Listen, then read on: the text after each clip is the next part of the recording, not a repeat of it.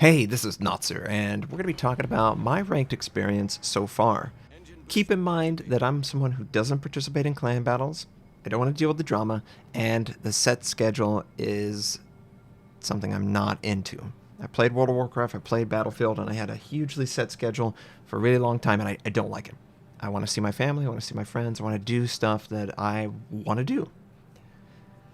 I also didn't participate in ranked battle for a long time because the smoke meta was dominant, and I hate the smoke meta. I'm so glad it's so dead. Nobody does it in ranked, and it's great. Every once in a while you see someone popping smoke for another person, but that just leads to taking the attention of torpedoes or maybe even a radar system and ultimately dying. And you'll see a scenario very, very similar in this game of exactly what I'm talking about. But I'm so happy the smoke meta is dead. This rank season has been wonderful to me.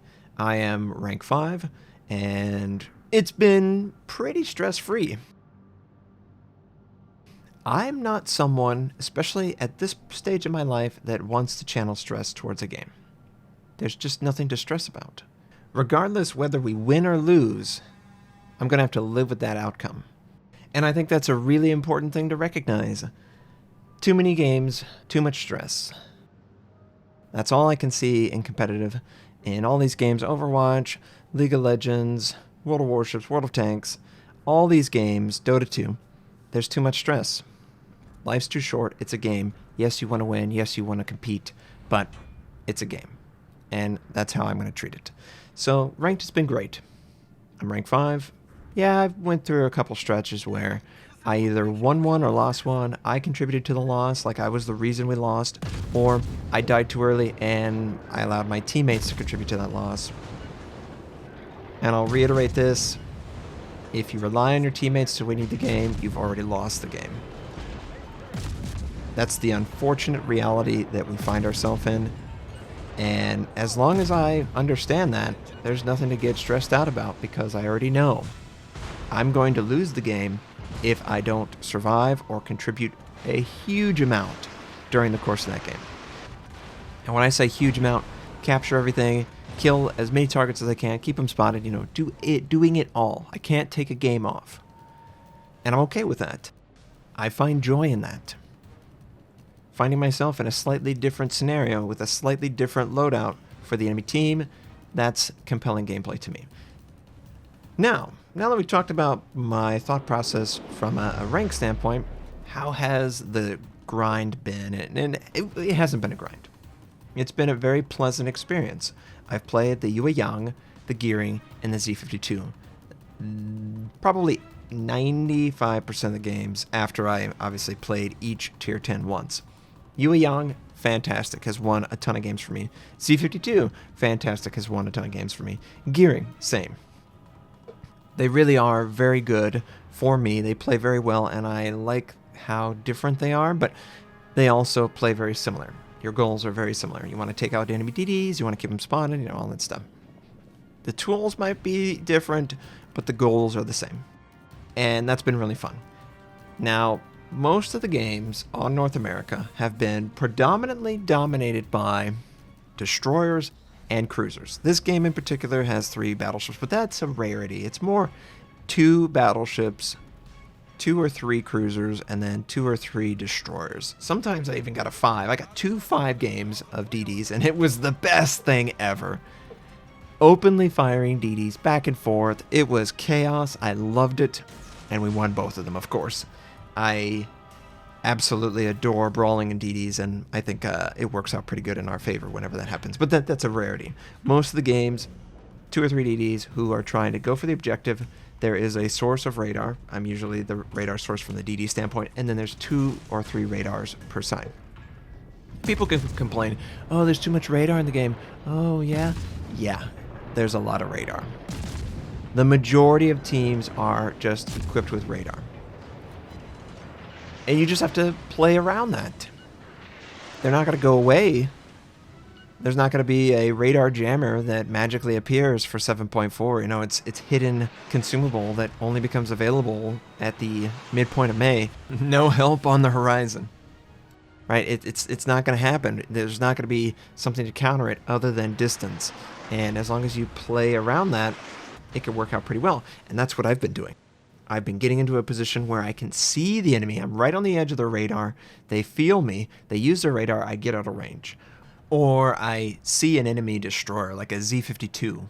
He'll decide to sit in the smoke, pop hydroacoustic, detect, and just unload until the target is dead. The Yueyang is a direct counter to that strategy, because his hydroacoustic only goes up to 5.9.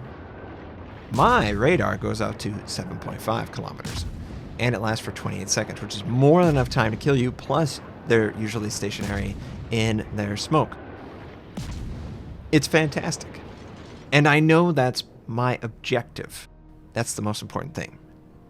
I know what the Z-52 wants to do, or the Shimakaze wants to do, or my counterpart wants to do, or the Des Moines, what they want to do. And as long as I build into my strategy the counter to the counter, it's awesome. Most players don't think past the second counter. Most players are like, "Oh God, he actually knew what he was doing. He could see what I was trying to do," and then you've basically already defeated them. And it feels great. It feels great to get in a position where you have the knowledge. You have exploited that knowledge. You've exploited your power in your ship, and you've taken them out. So the DD gameplay is fantastic. Cruisers, the Des Moines and the Minotaurs, obviously, radar, camping on the corners, near objectives. You get the idea. But surprisingly, as I've moved up, those have sort of dropped to the wayside. And what I'm going up against are Zhaos and Henrys at max range and Hindenburgs at max range. It's really weird that is the cruiser meta at 5-1 on North America. Still a lot of DDs, and there's quite a bit amount of battleships. Now, battleships are okay. They're really just along for the ride, in my opinion. Yeah, sure, a good player is going to contribute, but a good player in an aircraft carrier, destroyer, or a cruiser is going to contribute more. And speaking of aircraft carriers, I have played a grand total of 2 games with aircraft carriers, and both games have been decided by the stronger aircraft carrier commander. Straight up, nothing else mattered. The better aircraft carrier won the game. And that's part of the reason why aircraft carriers are not included in clan war. That's part of the reason why there's not a lot of them in ranked, because your personal skill matters so much in that scenario that it really detracts players to even pick it up and play.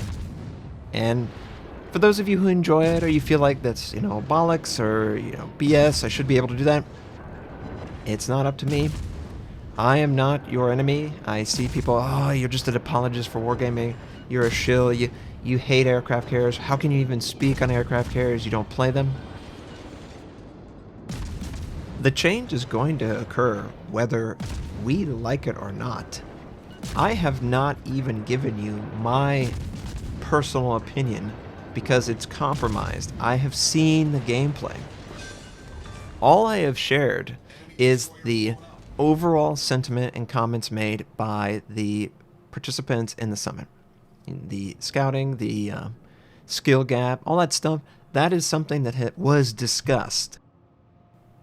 And the consensus was that exists.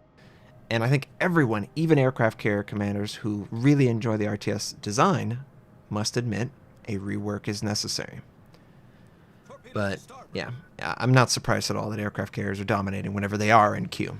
Now, if they were consistently in queue, oh boy, everyone is going to pull a massive AA build and cheese the crap out of you. So you can't really win. If there were too many aircraft carriers in the queue, their power level would drop immensely because everyone would go an AA build and they wouldn't be able to participate at all. Conversely, because there's so few aircraft carriers in queue, when you do get an aircraft carrier, you're not an AA build, and they can have a huge impact on the game. So there's a lot of issues with aircraft carriers, commander skills as well, all that stuff. I'm hoping that the rework changes all that, because Even though carriers can participate in ranked this season, none of them actually are. And, you know, that's sad. They can't do it in clan. They can't do it in ranked. And I just feel bad. I feel bad for people who enjoy something and they just can't. Or this is the best class for them type. Imagine if I couldn't play DDs. I had to play cruiser battleship. I probably wouldn't even do rank. Some of these players who still play the game, even though they don't enjoy the type as much as others, I commend them. I couldn't do that. If I had to play battleships and cruisers only, I wouldn't do that. I wouldn't play rank. It's not fun for me. It's not compelling gameplay. For me, compelling gameplay is the DD. I really like the headiness, the technical requirement where you have to understand where the enemy is, you have to scout, torpedo, all that stuff, capture. I like that. I really enjoy that. But yeah, regardless, tons of DDs in the queue, tons of cruisers, and a fair amount of battleships. It's been pretty fair. Nothing stood out to me. I haven't seen any crazy strats. The majority of the maps work very well, and the majority of the strategies on those maps are very, very straightforward. You want to have 2 bases over the enemy's 1, and you want to try and exploit the fact that you have a cooldown that you can use against an enemy. And when you do, boy is it awesome. Did you see that Z-52? He thought he was going to be so slick using his German hydroacoustic and his German smoke. Well, guess what? We outranged his hydroacoustic and then turned on radar, and magically, he is in a disadvantage. If he would have just openly spotted me and fired on me, he would have beaten me because I didn't have enough health. But he misplayed that. He either forgot that I have radar or he just didn't expect that I would use radar in that moment. And of course, it worked out. And that's ranked in a nutshell. You plan for one objective, one tactic. The enemy offers a counter to that tactic. And then the players that are incredibly successful will counter the counter because they know it's coming.